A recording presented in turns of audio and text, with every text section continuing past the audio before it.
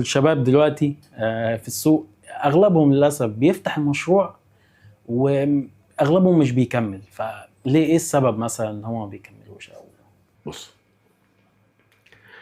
مش عيب ان انت تخسر، مش عيب انك تفشل، ومش عيب انك تعلن فشلك. كويس؟ اكيد، لان احنا قلنا اتفقنا من الاول ان كل شيء له ثمن، فانت لازم تدفع ثمن الشيء.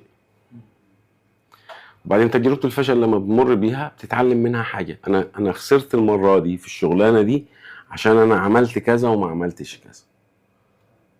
لان كل حاجة ليها ظروفها وليها نشاطها وليها قصتها وحكايتها اللي انت لازم تفكر فيها. يعني الزاوية دايما، الصورة ليها 4 زوايا. المدير لازم يبص على الزاوية ال5، ما يبصش على 4 زوايا. لازم يبقى منظورك رأسي وليس أفقي.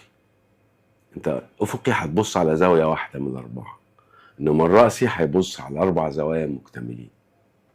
فبالتالي لما بتيجي تفكر في قرار لازم تطلع بره الصورة عشان تاخد زوم وتفكر كويس في تبعيات قرارك ده. ولازم تبقى فاهم كويس إمكانياتك المادية، لأن أي قرار بيساوي فلوس.